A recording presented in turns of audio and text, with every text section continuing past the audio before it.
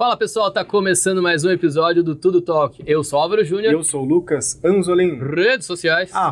@Tudo Talk Podcast no Instagram e Jornal de Jundiaí. E no YouTube também, Tudo Talk e Jornal de Jundiaí. E agradecer desde sempre os nossos patrocinadores, Corpac, que é uma das maiores produtoras de embalagens plásticas do Brasil. Qualidade muito boa, preço ótimo. E também a VC Engenharia. Para você que está construindo aí a sua casa ou precisa fazer alguma obra industrial, pode chamar a Valzinha, que ó, a equipe dela é maravilhosa, preço bom, vocês vão gostar, né, Luqui? Não vão se arrepender. O que todo mundo quer hoje é paz, é sossego, é segurança. Ainda mais nessa área, né? Nossa, tá louco. Contrata pra ter dor de cabeça. Não dá, né, gente? Não dá. Quem já tentou reformar sozinho, acho que sabe do que eu tô falando, né? Ninguém quer essa bucha. E o nosso convidado ilustre? Será que eu vou acertar o nome? Eu tava treinando aqui nos bastidores. Daniel Charnick. Pô, acertei em cheio. Em cheio, perfeito. Assessor de investimentos e vai falar conosco sobre planejamento financeiro, hein, Álvaro? Isso aí, né? Ano começando, acho que a meta da grande maioria das pessoas é, meu Deus, preciso me organizar financeiramente. Ainda é um tabu gigantesco isso. Realmente, quando a gente vai falar de brasileiro, principalmente, né, dinheiro acaba sendo uma coisa complicada, né, uma relação até que de tabu, porque quando a gente vai falar, como que a gente vai se planejar? Todo ano, quando alguém vai fazer a virada, fala qual que vai ser a minha meta, o que eu vou fazer, né, como que eu vou lidar com os meus problemas e com o que eu quero. Então, realmente, planejamento financeiro é algo essencial, principalmente quando a gente fala do brasileiro. O problema é que a gente já começa o ano com as contas em alta também. Então, em janeirão já começa aí cheio de esperança, mas também com as contas batendo na porta. Exato, né? O pessoal vai começar a planejar, qual viagem que eu vou fazer no carnaval? E não leva em conta que já vai ter o IPVA junto, por exemplo. Então, como faz? Só, né, colocando antes uma introdução, quando fala de planejamento financeiro, né, você citou bem nós, o povo brasileiro, me parece ainda algo um pouco distante, né, da realidade, ou algo mais familiarizado, né, fala planejamento financeiro, fica uma coisa assim, todo mundo reclama de dinheiro, né, Sim. Mas realmente fazer algo para que isso melhore também são poucos. Como você vê, por exemplo, que o planejamento financeiro pode chegar para nós do dia a dia de uma forma mais fácil, mais clara, desde os pequenos gastos até os maiores, porque às vezes dá a impressão de que planejamento financeiro a gente vai estar falando de grandes investimentos, fortunas, pessoas milionárias, sendo que não, né? Acho eu também que não, né? Não sei. Não, você tem total razão. Quando a gente vai falar de planejamento financeiro, acaba assustando muitas pessoas, porque a gente pensa muito num lado extremamente matemático, né? Nossa, quais vão ser os fluxos de caixa, o que vai entrar, o que vai sair? Quando que a gente tem que levar em conta que a principal questão do planejamento financeiro é disciplina e planejamento. Entender aonde eu quero chegar, onde eu tô, o que eu tenho hoje, o que eu vou ter. Porque aí, quando a gente consegue botar isso no papel e seguir esse plano, eu falo que é que nem uma viagem, né? A gente tem um mapa ali, a gente sabe onde quer chegar e a gente tem que seguir esse caminho. Às vezes, lógico, conforme acontecerem coisas, por exemplo, choveu numa viagem, a gente tem que mudar um pouco a rota e se adaptar. E isso é uma coisa que as pessoas acabam errando muito também quando a gente fala de planejamento financeiro, que é conseguir se readaptar. Conseguir levar em conta que as condições mudaram e o que eu tinha feito lá no começo do ano já não é mais a mesma coisa. Por exemplo, alguém que fez um planejamento, levou o carnaval enquanto que ele ia viajar e esqueceu o IPVA, acaba tendo que mudar. Já vai ter um problema. Exato. Já vai ter um grande problema. E onde que você acha, assim, que as pessoas mais pecam? Por exemplo, o básico do básico seria primeiro você conhecer os seus gastos. Perfeito. Então, você tem uma receita X... O mínimo é você saber o quanto você está gastando para ver o quanto que sobra, se é que sobra. E aí que tá o problema, muitas vezes, né? Que vira bola de neve. Então seria isso, saber fazer uma planilha dos seus gastos, realmente, seu custo fixo? Eu acho que não só o custo fixo, mas os variáveis também. Porque quando a gente vai pensar realmente o que acaba impactando mais a qualidade de vida de uma pessoa financeira são os custos fixos. Mas os variáveis também acabam impactando com uma força alta, né? Só para deixar muito claro para quem é leigo e está ouvindo, o que são os custos fixos, o que são os custos variáveis? Tá, falando de uma forma mais generalista, assim, custos fixos normalmente são custos com aluguel, contas de casa, contas que são consideradas mais essenciais, por exemplo, um plano de saúde. E aí gastos variáveis vão, por exemplo, aquele pedido no iFood, aquela saidinha onde você vai para um bar com os amigos. Então, a gente acaba dividindo como os gastos mais essenciais, né? Aqueles gastos que não vai ter como você pular tão facilmente no próximo mês, e os custos variáveis são esses que são mais maleáveis dentro da nossa rotina. Que é mais fácil de administrar, então é variável. Ou às vezes não. Eu acho que quando você faz um planejamento bem feito, você consegue ter uma maleabilidade melhor nos custos fixos também. Mas, no geral, quando a gente fala de ser mais fácil de mudar, os gastos variáveis costumam ser mais fáceis. Tá. Então vamos pegar uma situação, uma pessoa, a grande maioria dos brasileiros, a pessoa que já se encontra endividada hoje. O que ela teria que fazer para primeiro sair do buraco? Não é nem para juntar dinheiro, mas é para sair da dívida. Como que ela poderia... Tá. Que planejamento que ela teria que fazer? Perfeito. Primeiro de tudo, o que eu falo que é o mais importante não é o quanto você tem, é o fluxo de caixa. Você me falou isso. Então, é quanto que essa pessoa vai receber. Porque aí, conforme a gente entende quanto que ela vai receber, quanto que ela vai vir a ter de dinheiro extra, a gente consegue entender, qual que é o tamanho dessa dívida, qual que é o tamanho desse problema. Porque entendendo isso, a gente consegue começar a priorizar, por exemplo, qual vai ser o plano de emergência que a gente vai fazer. Se a gente vai cortar o que tem os juros mais altos, se a gente vai cortar, por exemplo, uma Netflix, se a gente vai cortar algum outro gasto que seja mais supérfluo, entre aspas. Sendo que uma coisa que eu sempre bato na tecla, sem cortar qualidade de vida. Porque uma pessoa que ela começa a cortar a qualidade de vida, começa a fazer uns cortes severos assim, ela também acaba se prejudicando mentalmente, emocionalmente, para poder retomar, né, uma situação financeira mais estável. É complicado, né, Lu? É uma análise... Mexer na qualidade de vida também, profunda, eu entendo o né? que ele tá falando. Porque às vezes você precisa muito se reerguer, mas aí você corta também aquelas coisas que te dão prazer. E aí no final das contas você tá sem dinheiro, depressivo. Como é que faz? Mas também se você cortar tudo que tem prazer, você não vai nem querer continuar fazendo, né? Exato. O planejamento financeiro, né? Tem que ter. Eu fiz um rascunho, né? Até que um amigo me ajudou, depois eu não levei tanto à frente isso, mas ele colocou ali numa parte dos gastos justamente a parte do lazer, né? Então, ó, esse tanto aqui você vai gastar com o que você quiser. Faça o que quiser, mas é esse tanto. Passou disso, já está tirando renda de outros lugares que seriam importantes e aí vai dar ruim de qualquer forma, né? Então, acho que mesmo que seja um valor pequeno, é importante ter realmente, né? Até porque a gente tem que entender, quando a gente vai falar sobre planejamento financeiro, o mais importante é a gente entender qual que é a nossa relação com o dinheiro. Por que a gente quer ter dinheiro? Ninguém quer ter dinheiro, trabalha para poder pagar a gasolina para poder trabalhar. Todo mundo quer porque tem algum tipo de sonho, algum tipo de meta. E normalmente, até falando sobre a questão de gastos fixos, gastos variáveis, os gastos que acabam trazendo uma qualidade de vida melhor, né, que trazem mais felicidade, entre aspas, costumam ser esses gastos variáveis. Por exemplo, o lazer. Aqui, assim, eu parei para fazer uma planilha ano passado e eu vi o quanto que estava indo só de streaming. Streaming iFood. Jesus, não, foi um gasto impressionante. Que eu falei, eu preciso começar a cortar. E não só streaming, mas também como aplicativo do celular. Tem muito aplicativo que é pago. Todos. Eu era campeão de ter aplicativo sem assistir nenhum. Pra que eu tenho? Sim. Eu não assisto Netflix, não estava assistindo Netflix, não assistia nenhum deles. Eu falei, pra que eu tô pagando tudo isso de aplicativo, gente? Eu preferi tirar a TV a cabo e ter os streams, entendeu? Então foi uma opção que eu tive. Eu não tava usando mais TV a cabo. Você assiste, né? Assisto bastante. Não. Streaming eu uso bastante. Mas também aplicativo eu gasto muito, porque de edição e tudo mais. Então vai um gasto. Quando você para, tudo bem, é pequenininho. Vai caindo no cartão, ao longo do mês a gente não vê. Mas para somar. Exato, vai fazer uma bola de neve. Daí você vê, meu Deus do céu, como é que eu tô gastando em tudo isso, né? Então, eu acho que começa por aí. Ter noção do seu estilo de vida e se se tem relevância realmente aquilo que você tá colocando dinheiro, tá te trazendo de volta que você pretende. Sim. É quase que uma dieta, só que financeira, né? Exato. Você monta ali um conjunto de alimentos que você precisa ingerir, que vai ter mais qualidade, menos qualidade, faz lá o cálculo das calorias que você precisa, ou mais ou menos. O dinheiro devia ser mais ou menos igual também, né? Vou gastar com mais qualidade, menos qualidade, tá entrando mais, tá saindo mais, né? Eu considero que sim, até porque que nem a dieta, como eu falei, você tem que ter disciplina, né? Sim. Então, se você não tiver disciplina para seguir a dieta com o seu dinheiro, você não vai ter também para conseguir poupar onde você deve e também gastar onde você deve e quer. Hoje, muita gente ainda tem cartão de crédito ou como um vilão ou como salvador da pátria. É outro tabu, né? Como que a gente pode olhar de forma mais criteriosa para o cartão de crédito?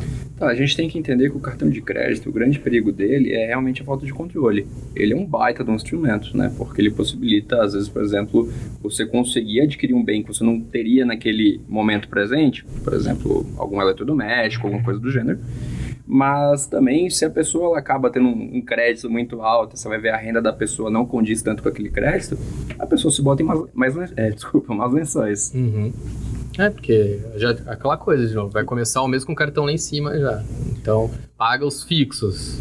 Paga o cartão de crédito, sobra o quê? Sobra nada. Exato. Porque o cartão, né, com controle, claro, né, ele é interessante porque ele te traz alguns benefícios também, né? Tem cartão com cashback, tem cartão com pontuação, tem cartão que devolve isso através de outros programas de pontuação, enfim, que você ganha prêmios. Também é interessante, é uma forma de você gastar um dinheiro dentro do seu controle e receber pelo menos uma parcela dele de volta de alguma maneira, né? Perfeito, exatamente. O cartão de crédito, quando ele é bem utilizado, ele é uma ótima ferramenta financeira. Mas aí entra aquilo, você tem que ter a disciplina para saber usar, você tem que entender qual que é o limite que você vai poder usar. Hoje é muito fácil, né? Você usar aplicativos de banco, de corretora, você consegue colocar qual que é o limite que você vai usar. Então, vai também de, primeiro de tudo, entender qual que é a sua situação e aí você falar, tudo bem, eu vou colocar 3 mil, 5 mil, e também é super importante entender quais são os benefícios para poder levar isso em conta. Um cashback pode ajudar. Uhum. O cartão de crédito, eu já cheguei a usar ele dessa maneira. Se eu não tiver o dinheiro à vista, eu não compro. Isso me ajudou muito a me reerguer financeiramente. Falei, tenho dinheiro para comprar à vista? Ok, vou comprar. Não vou parcelar. Porque você começa o mês com o cartão zerado. Melhor, assim, para mim, funcionou. Entendeu? Eu, como pessoa, funcionou. Porque você já começa o mês zerado de cartão de crédito. Exato. E assim, quando a gente vai ver, né, até levando um pouco para o lado matemático da coisa, muitas vezes a gente acaba pensando, eu vou comprar à vista porque tem desconto. Na verdade, à vista nunca normalmente tem esse desconto, né? O que tem é que já tem um juro embutido ali. E aí quando você leva em conta que já tem esse juro embutido e que se você deixa de pagar esse cartão porque ele já está lá e você acabou criando uma bola de neve e mais gastos, o juro de cartão de crédito é muito alto. É muito alto. Isso pode acabar começando como uma gotinha e virar um oceano na dívida. O que eu faço é usar o cartão de crédito exatamente como se fosse um débito. Então, todas as minhas contas do mês eu passo no cartão de crédito. Perfeito. Aí chega no final do mês, eu pago o cartão de crédito, zera, e daí o mês que vem já está zerado, entendeu? Então, essa é a técnica que eu uso, até mesmo como o Lucas falou, para aproveitar a pontuação daí no cartão de crédito. Então, foi uma maneira que eu achei. Então, primeiro, só compro se tiver à vista. Se eu não tiver dinheiro para comprar, se tiver que comprar parcelado, não compro. Não vou comprar aquilo. E também daí eu coloco todas as contas do mês de variáveis dentro do cartão de crédito também, entendeu? Isso é bom. Hoje, por exemplo, com o avanço de tecnologia que a gente vem tendo, cada vez mais até algumas contas fixas a gente consegue botar dentro do cartão de crédito. Então a gente tem que bater nessa tecla do controle novamente, né? Quando você tem um controle com cartão de crédito, olha que ferramenta maravilhosa. Sim. Imagina se no tempo dos nossos pais, dos nossos avós, a gente ia cogitar que a gente ia ter um cashback para gastar em coisas como, por exemplo, o aluguel da casa. Sim. Vamos falar de investimento também, porque como você bem colocou aqui, também é uma coisa meio de bicho de 7 cabeças, né? As pessoas acham que investimento também é algo muito mirabolante, é só para os ultrarricos, para os milionários. Como que funciona, na sua visão, o investimento para o pequeno, para a pessoa real? Maravilha. Assim, investimento cada vez mais, o que eu acho sensacional, com as grandes plataformas que a gente vem tendo, sem nem precisar citar nomes, né, de corretoras, de bancos, assim, ficou muito mais fácil e vai se tornar cada vez mais democrático. Então, eu acho que a partir do momento que você começa já, assim, tá em solo firme, não tá com problema de nenhuma dívida, nenhum financiamento, você já pode pensar com tranquilidade em investimento. E o que você vai pensar primeiro? Montar uma reserva de emergência, começar com investimentos mais conservadores. O que é investimento mais conservador? Renda fixa, que a gente vê tanto, por exemplo, os títulos, né, de tesouro aí do Brasil, título da dívida do governo, o CDB, que hoje eu acho que é o que está mais em moda, né, que é quando você compra uma emissão de dívida de um banco. Então você começa, que eu acho até mais importante do que começar a pensar onde eu vou investir, é começar a entender sobre investimento. Hoje a gente está na internet com a maré de conteúdo aí, onde a gente pode saber o que a gente pode fazer, conhecer um pouco mais sobre o mercado. E não precisa nem ser um especialista, tá? É só realmente entender para acabar não se botando numa furada. Então, assim, renda fixa eu acho um ótimo canal para começar, mas principalmente pensando na reserva de emergência. Tá, reserva de emergência. Acho que é legal também falar pro pessoal o que é a reserva de emergência. Como que eu monto a minha reserva de emergência? Perfeito. Reserva de emergência. O grande segredo dela é o seguinte: você tem que estar com um investimento que tenha liquidez. O que é liquidez? Putz, deu uma dor de cabeça, meu carro quebrou, eu vou precisar de alguma coisa, algum dinheiro, então eu consigo resgatar, ou seja, pegar o dinheiro que tem nesse investimento no mesmo dia. Normalmente, quais são as opções, né? Um fundo de investimento com liquidez, um CDB, como eu tinha falado, com liquidez, e às vezes algum tipo de título do Tesouro, por exemplo, um Tesouro Selic, ou seja, que é indexado à nossa taxa de juros. E o que a gente tem que levar em conta quando a gente vai montar? Qual que é o nosso gasto mensal? O fixo e o variável, né? A média desse gasto, e multiplicar ele por umas 6 ou 12 vezes, dependendo, por exemplo, se você é um profissional autônomo, um empresário ou até mesmo um CLT. Então você faz lá a sua análise, mediante isso dá uma multiplicadinha para ter a projeção de tempo na frente e a reserva de emergência. E aí a reserva de emergência, né, pode parecer algo bobo que eu vou falar agora, mas aí é só para questões de emergência mesmo, né? Não deve entrar para outra coisa. Porque senão também eu monto lá uma reservinha, na primeira oportunidade que tem eu já pego dinheiro. Tipo como eu faço. E gasto com outras coisas, né? Aí o que eu gosto de fazer, né? Quando a gente vai montar uma carteira de investimentos, né, a gente vai pensar na carteira de investimentos, a gente tem que levar em conta que a reserva de emergência, ela é para ser a reserva de emergência. E ela vai se adaptar, porque, por exemplo, se pega alguém jovem, que está ainda no começo da carreira, conforme essa pessoa for ganhando mais, quiser aumentar seu padrão de vida, ela vai ter que aumentar essa reserva de emergência.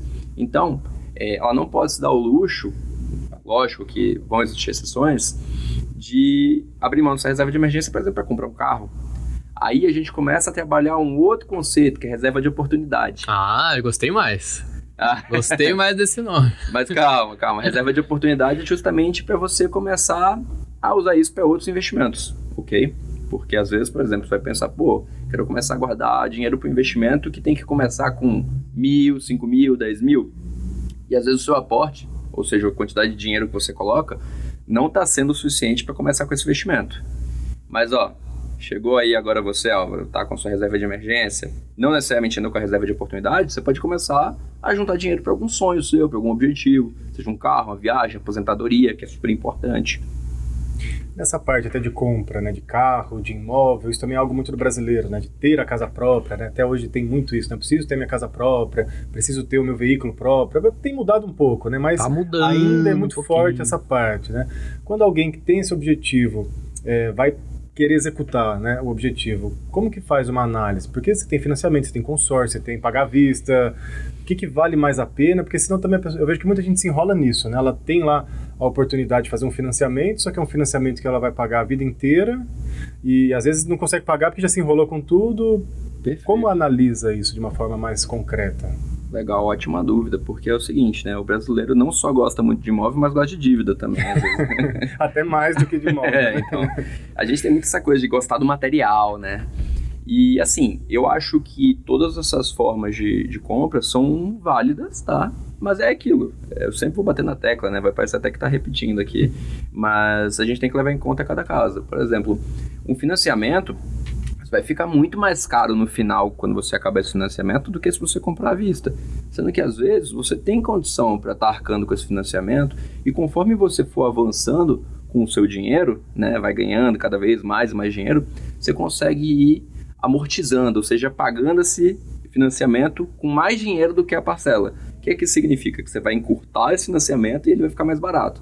Consórcio, é um juro menor do que o do financiamento, mas aí tem que levar em conta que tem outras taxas, tem reajuste, etc. E à vista, no final, acaba sendo mais barato. E como todo brasileiro, né, acaba dando um jeitinho lá, você acaba tentando negociar numa vista também, que pode acabar até por embaratecer ainda mais. Hoje tem uma outra modalidade para quem já tem uma certa quantidade de dinheiro, que é deixar o dinheiro investido e com rendimento para pagar o aluguel de um imóvel, de um carro. Isso também dá para ser avaliado, se vale a pena, se não vale.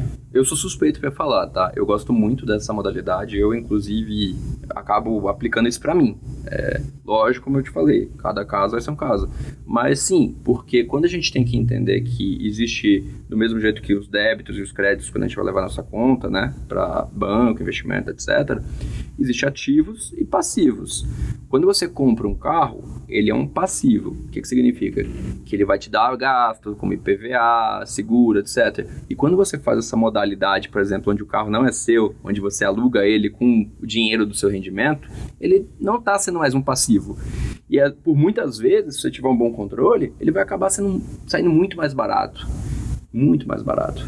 Mas aí também é uma outra realidade, né? Porque foge um pouco da realidade do brasileiro, né? Quem consegue realmente pagar os rendimentos, né? Mas hoje em dia tem muitas pessoas, eu vejo assim, óbvio, em comparação é uma minoria, né, com a grande massa, mas tem muitas pessoas que têm essa condição financeira, mas a mentalidade não acompanha, né? Por isso que eu perguntei se realmente às vezes vale a pena ou não vale a pena, porque a pessoa agora com grana, o que eu faço? Compro ou deixo meu dinheirinho lá trabalhando no banco e é que o dinheiro pago, trabalha por você. Então, nessa parte é o dinheiro que tá fazendo falando trabalho. para alguém que tem condições de fazer isso, né? É uma mentalidade, né? Se vale ou não a pena, né? E até nessa questão assim de mentalidade que a gente tem que levar em conta, como o Álvaro falou, realmente vai ter gente que não vai ter o dinheiro para isso.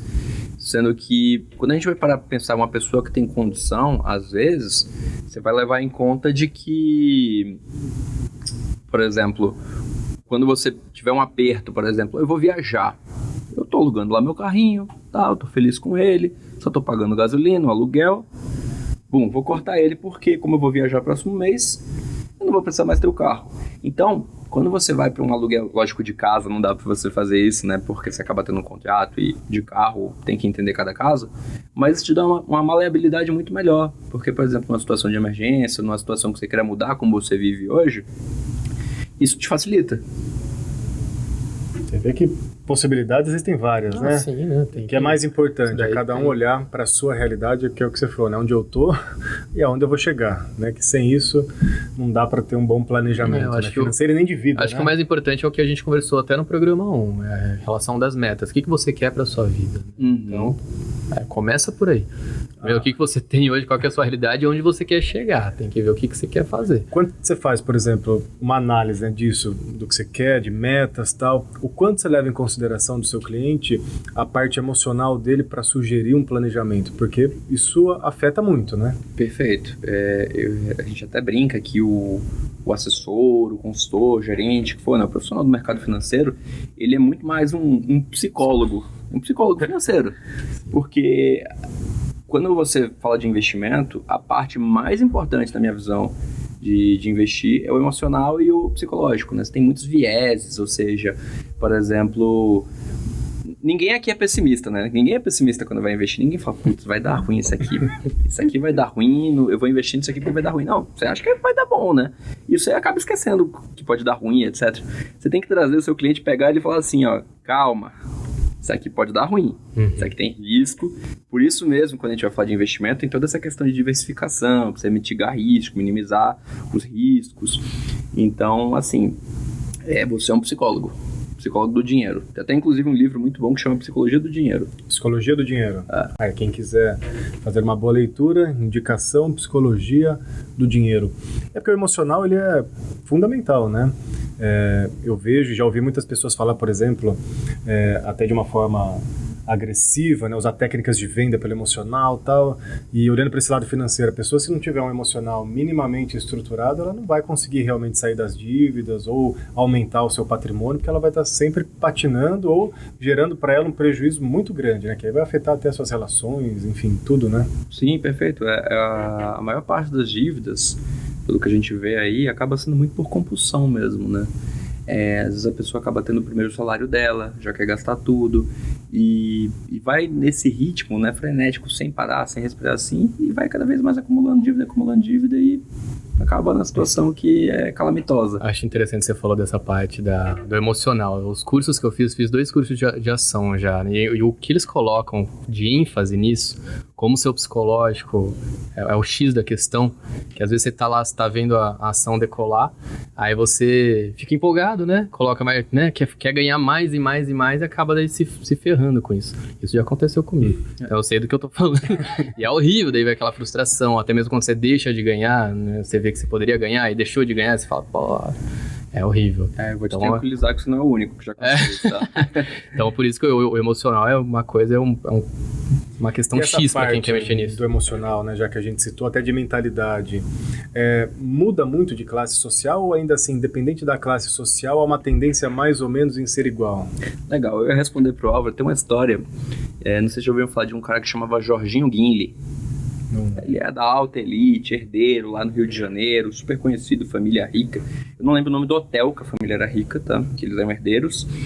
E o Jorginho, ele recebeu toda a herança que ele ia ter lá, e ele conseguiu acabar com tudo antes de morrer. E aí o final da vida de um cara que era super rico, vou arriscar dizer multimilionário, foi estar morando meio que de favor no hotel que antes era da família dele. Meu Deus do céu. Então, assim, o problema do dinheiro não é de classe social, é um problema realmente cultural, do brasileiro. Eu arrisco dizer que das pessoas, mas no Brasil é muito mais comum. Tá vendo? Que é algo generalizado. Eu já Isso é uma passei coisa que por eu falo sempre, isso tinha que ter na escola. Desde pequenininho, nós deveríamos ser ensinados a educação financeira, a venda, a ter uma mente empreendedora, porque isso faz parte da nossa vida, né? Não desmerecendo o estudo de modo geral, mas assim, tem tantas coisas que poderiam ser aprendidas numa outra fase por interesse, e essas que são básicas, né? Porque todo mundo lida com dinheiro, não importa a sua profissão, o dinheiro faz parte da vida, né?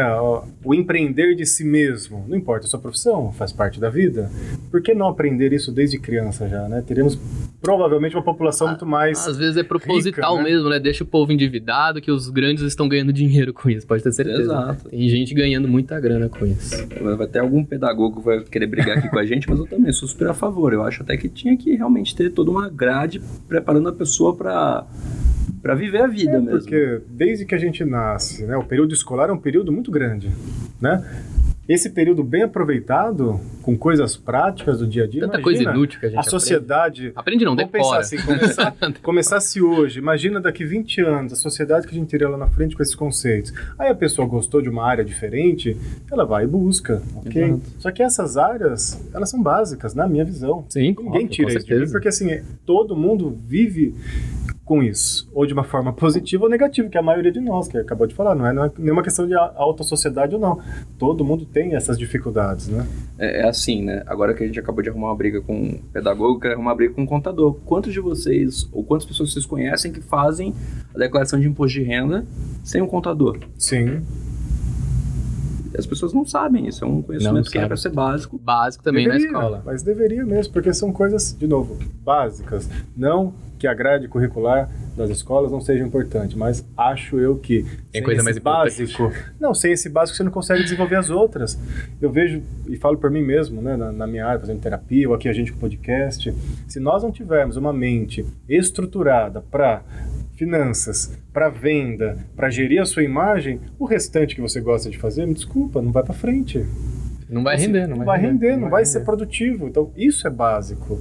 Eu tendo isso, a minha outra área de expressão do meu trabalho vai melhorar muito mais. Agora, tendo só isso, sem essa base, não se estrutura, né? Sim, inteligência emocional é uma habilidade que cada vez mais as pessoas têm que ter mesmo. Isso aí, ótimo bate-papo, hein? Isso aí, vamos nos planejar financeiramente. Sim. E esse papo pedagógico a gente teve também, né, ano passado lá com o pessoal da oficina. Foi um bate-papo escola, muito legal, que a gente falou exatamente isso. Os ensinamentos inúteis que a gente tem. Mas, Daniel, quer deixar alguma... Redes sociais? Até mesmo alguma última colocação pro pessoal que tá vendo a gente? Perfeito. Bom, gente, é isso. Façam um trabalho de autoanálise, entendam onde vocês querem chegar, como está a situação hoje. É possível sair de uma situação de dívida, tá? Com bom planejamento. Conte com a ajuda de algum profissional qualificado para isso, se você achar necessário, mas saiba que é possível sim sair da situação de dívida, que investir é mais fácil do que você pensa e que tem muito conteúdo bom hoje na internet também para te ajudar com isso. Rede social, eu vou pedir para que bote aqui o nome, porque meu nome é complicado, Daniel Charnik. Mas é fácil aqui depois de me achar no Instagram. Muito obrigado pelo papo, hein? Foi Obrigado, ótimo. foi um Muito prazer, obrigado. gente. Agradecer os nossos apoiadores. Isso aí, gente. Agradecer novamente o Corpac aqui e a VC Engenharia. Muito obrigado a vocês. As nossas redes sociais, Tudo Talk Podcast e Jornal de Jundiaí. Beijo, até a próxima. Tchau.